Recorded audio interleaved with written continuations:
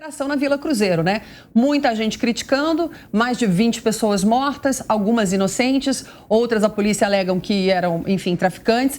Eu já cobri muitos tiroteios no Rio de Janeiro, fui repórter lá, não é fácil, já fui alvo de vários tiros na Rocinha.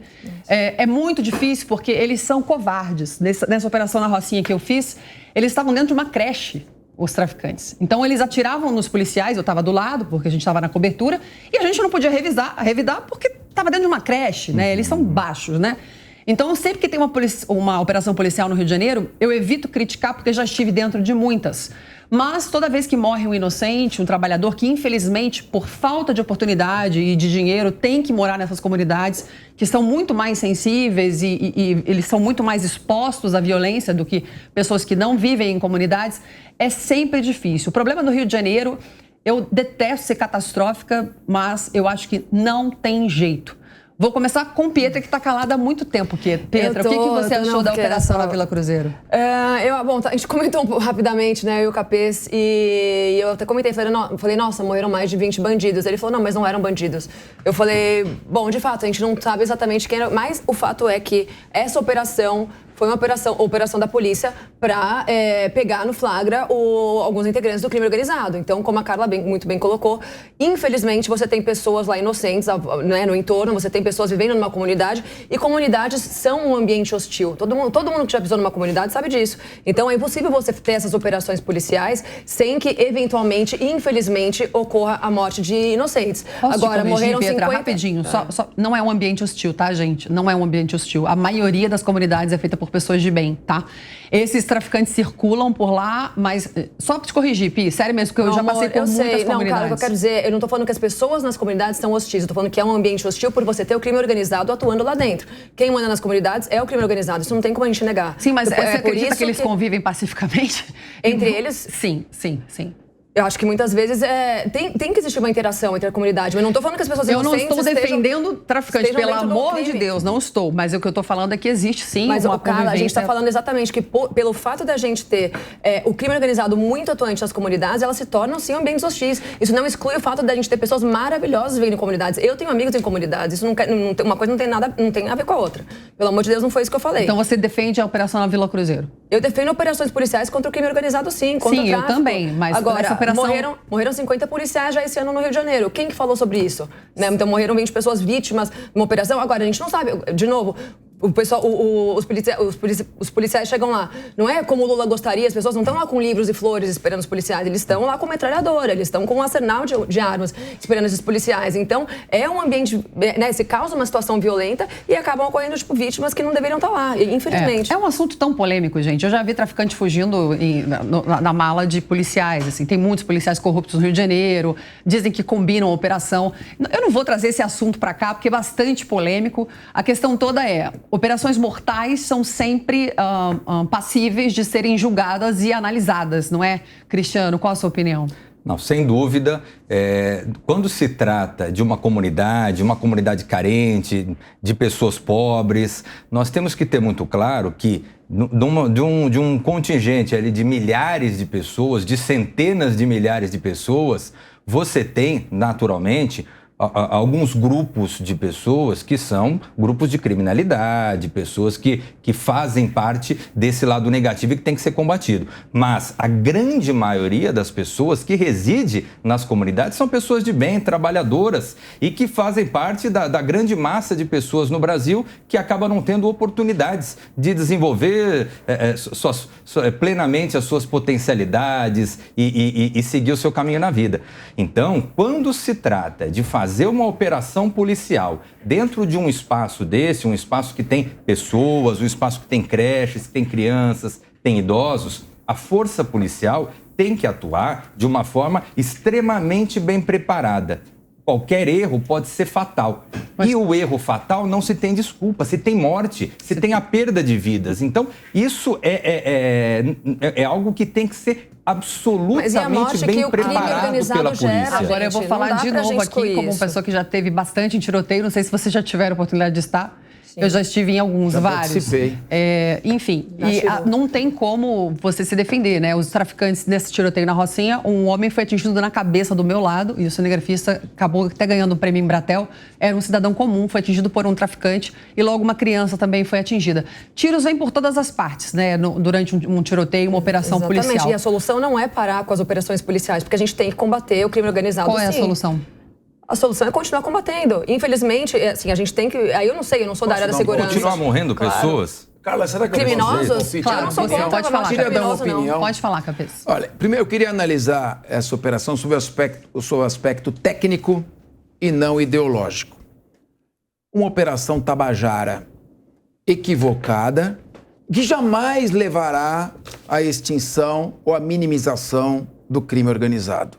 Desde o governo Sérgio Cabral, essas operações com helicóptero atirando de metralhador em cima contra alvos nas comunidades carentes do Rio de Janeiro têm produzido resultados pífios, ceifam a vida de inocentes. Toda hora se vê mães aí perdendo suas filhas, crianças, e esse é o preço que tem sido pago pela sociedade sem nenhuma contraprestação.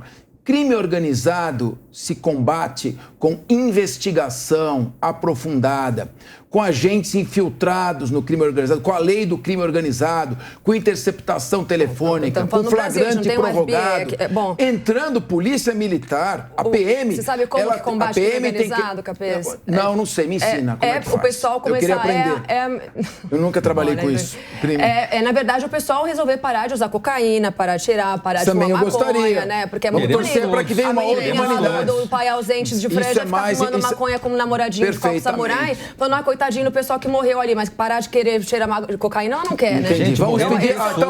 Carla, por favor. Pessoas, parem de cheirar cocaína no mundo que acaba o crime organizado. Tomara que dê certo o nosso apelo. Eu estou falando de investigar o crime organizado numa investigação silenciosa, com força-tarefa, entrando Receita Federal, Receita Estadual, Receita Municipal, Municipalidade, Polícia Civil, Polícia Federal, Ministério Público. Se organize forças-tarefas para combate ao tráfico de drogas. Nós perdemos muito tempo deixando de investigar com profundidade o crime organizado para ficar atacando na superfície com medidas cosméticas, para fazer populismo em cima de legislação e em cima de atuação. Crime organizado, cadê o tráfico de drogas? O que se fez efetivamente para se investigar e combater o tráfico de drogas? As milícias que exterminam. É isso que eu estou dizendo. Não se faz isso quando você manda a polícia entrar, trocar tiros com traficante, você quer medidas de espetáculo, de espetacularização para a população. Vitimiza os policiais militares, vitimiza vítimas que são inocentes, e os traficantes, morrem alguns, logo são substituídos pelos seus sucessores. Isso não adianta nada e só traz tragédia. Não é assim, Petra, que se combate o crime organizado. Eu vou falar de usar droga, acho que não muda nada. Não, claro que muda. Vamos pedir então que os traficantes parem de vender droga. E que as pessoas parem de cheirar. Esse é o mundo colorido, né? Que todo mundo gostaria, mas que é difícil de acontecer. Eu vou perguntar para o André Porciúncula, que é ex-policial militar, o que você acha dessa operação? Eu acho que o Capês trouxe um clichê, né? Sempre que eu vejo alguém falando sobre a questão da segurança pública, sempre fala isso. Precisa de mais investimento em inteligência, em investigação. Eu passei 10 anos na polícia no setor de inteligência, por sinal. Comandei grandes comandos de inteligência. Trabalhava essencialmente com inteligência policial. Eu digo tranquilamente que não há um vazio de inteligência, até porque a realidade dessas comunidades, né, dessas favelas, seja como você queira chamar, é bem complexa. Você não consegue fazer um processo de infiltração do policial, você não consegue trazer e cooptar informantes porque a comunidade vive sob o império do medo. Não há uma convivência pacífica, como foi colocado. É uma convivência muito draconiana para a população comum que vive sob o império do medo. Você não consegue fazer um trabalho através da Receita Federal, porque eles não trabalham com conta corrente, é tudo em espécie, em dinheiro vivo, ou às vezes até troca de mercadoria de um produto com o outro.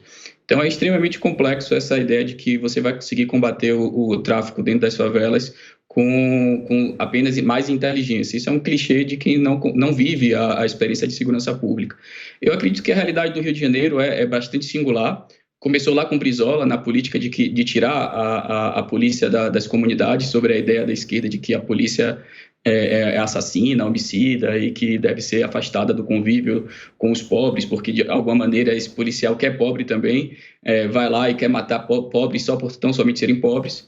e culmina no seu ápice com a própria decisão do STF, que impede as polícias de fazerem a operação durante a pandemia e criaram paraísos do tráfico dentro do Rio de Janeiro, que acarreta nisso. No momento que tem uma operação, há uma superconcentração de criminosos nesses locais, óbvio que dentro de um conflito com escala de nível de guerra, e é uma escala de nível de guerra, em que há muita morte policiais também, você vai ter muita morte do lado de lá do tráfico. Até André, então, eu não vi nenhum dessas vítimas aí até então foram pessoas comuns, até não se provaram. E antes que se reste provado que houve alguma coisa irregular, estou aqui dando meus parabéns à Polícia Militar. Para mim foi uma operação bem sucedida, em que criminosos morreram e policiais saíram vivos. Isso para mim já é um sucesso. Só quero deixar a minha discordância explícita aqui. E crime organizado não é questão de clichê dizer que se combate com investimento. Não se combate crime organizado com policiamento ostensivo. Combate com investigação, investigação. Não é assim que se combate. E essa operação, quando eu disse a Pietra, não fale que foram 20 bandidos, eu não estou dizendo que não são 20 bandidos, estou dizendo que a gente não sabe quem foi morto, quem são as pessoas que foram mortas. Não podemos pré-qualificá-las como bandidos. 23, acho que parece que foram 23. Então, qual o custo disso? Quem são essas pessoas? Por que são chamadas de bandidos? Tem traficante no meio? A verdade. Muito bem, tem. Mas quem mais tem no meio?